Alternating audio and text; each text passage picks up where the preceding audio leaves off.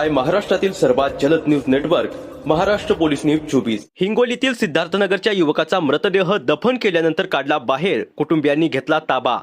हिंगोली जिल्ह्यातील सिद्धार्थनगर येथील एका युवकाचा मृतदेह काही दिवसांपूर्वी मारवाडी फाटा घाट परिसरात आढळून आला होता। या प्रकरणी पोलिसांकडून कलम 302 अंतर्गत गुन्हा दाखल करण्यात आलाय। मृतदेह आढळल्यानंतर पोलिसांनी मृत व्यक्तीची ओळख पटावी यासाठी विविध व्हॉट्सअप ग्रुपवर माहिती प्रसारित केली होती। मात्र काही दिवसांपर्यंत मृतदेहाची ओळख पटली नाही। त्यानंतर पोलिसांनी नियमानुसार शवविच्छेदन करून मृतदेह पुसद येथील स्मशानभूमीत दफन केला।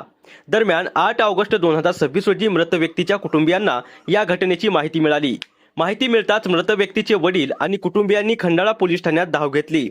यानंतर खंडाळा पोलीस ठाण्याच्या पथकाने तसेच पुसद तालुक्याचे नायब तहसीलदार राठोड मॅडम यांच्या उपस्थितीत दफन केलेला मृतदेह पुन्हा बाहेर काढण्यात आला। यावेळी मृत व्यक्तीचे आई वडील, भाऊ, बहीण आणि इतर नातेवाईक उपस्थित होते।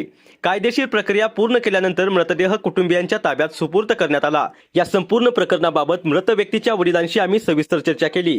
नेमकं काय घडलं, कुटुंबियांना माहिती कशी मिळाली आणि त्यानंतर काय प्रक्रिया पार पडली हे ते स्वतः सांगणार आहेत। सर, आपल्याला अन्याय झाला माझ्या मुलावर, इकडे घात केला पैसे देऊन। आपल्याला कसं आहे, आपल्याला खरं पाहिजे, आरोपी पकडून आणावं येईन आपले हेच काही। आणि कोणत्या तारखेला तुम्हाला कळलं की तुमच्या मुलाची मयत झाली? काल कळलं काल गेलो मी 12 वाजता वाशिमला गेलो। वाशिममध्ये माझ्या मित्रांना दाखवलं, म्हणलं हे लावूसाहेब भेटली म्हणून, पण तू खंडाळा पोलीस स्टेशनला जा, तिथं जाऊन चौकशी करा।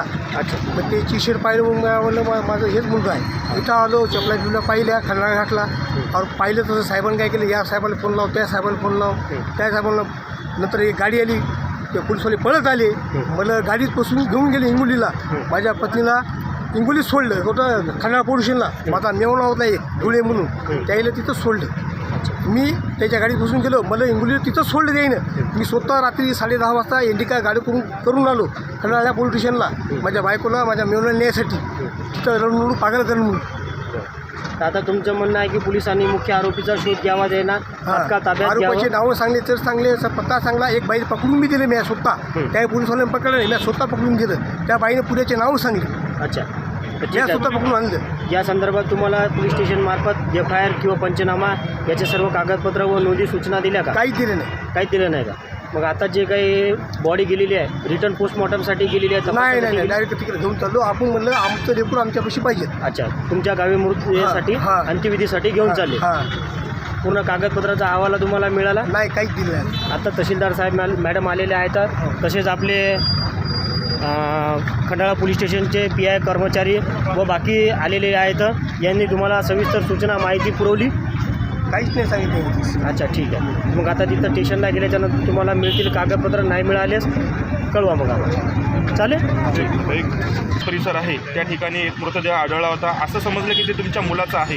नेमकं सविस्तर माहिती काय, मुलाचं नाव काय, तो रहिवासी कुठलचा, तुम्ही रहिवासी कुठलचे, नेमकं तुम्हाला घटनाक्रम काय माहीत आहे आणि कशाप्रकारे हा संपूर्ण घटनाक्रम घडला ते सांगा। पूर्ण सुरुवात तुमच्या नावापासून करा। घटना मला घडली केव्हा माहीत झाली, मला काल माहीत झाली।